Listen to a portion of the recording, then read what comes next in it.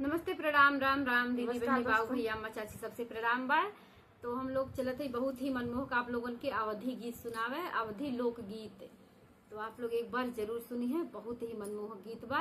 तो ससुर पतोह के नोक झोंक गीत हो, तो आप लोग जरूर सुनी है, बहुत ही सुंदर गीत बा।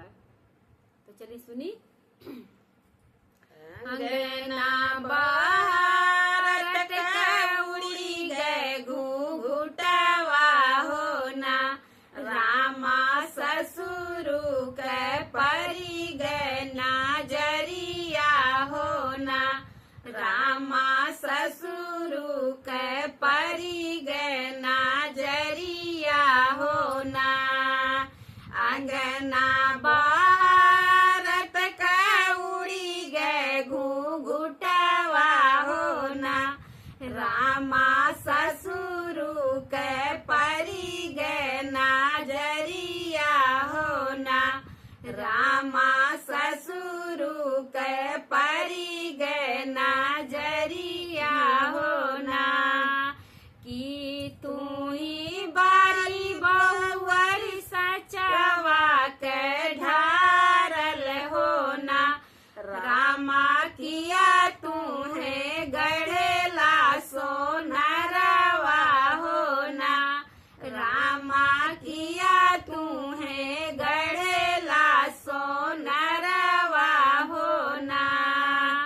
किया तू ही बारी बहुअर सचवा के ढारल होना, रामा किया तू है गढ़ेला सोनरवा होना।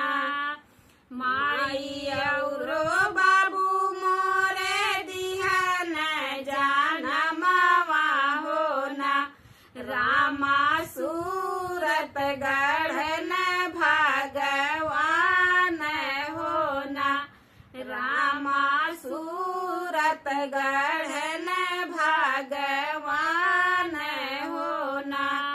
माई औरो बाबू मोरे दिहल जानमवा होना, रामा सूरत गढ़न भगवान होना।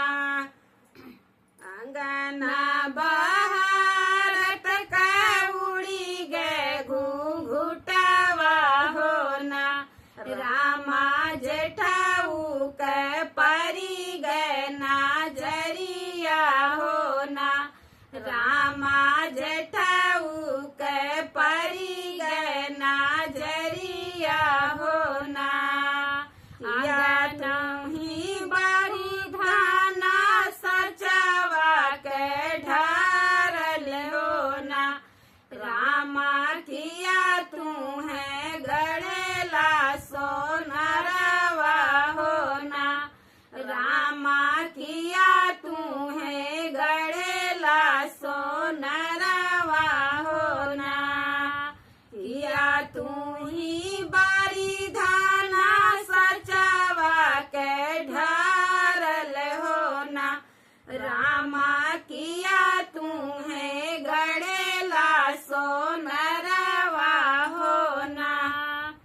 माई औरो बाबू मोरे दिहन जानमवा होना, रामा सूरत गढ़न भगवान होना, रामा सूरत गढ़न भगवान होना।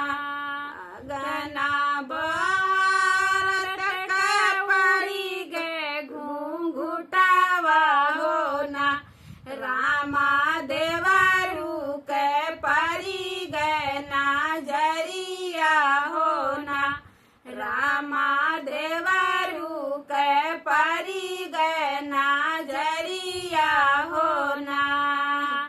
किया तू ही मोरी भौजी सचवा के ढारल होना, रामा किया तू है गढ़ेला सोनरवा होना, रामा किया तू है गढ़ेला सोन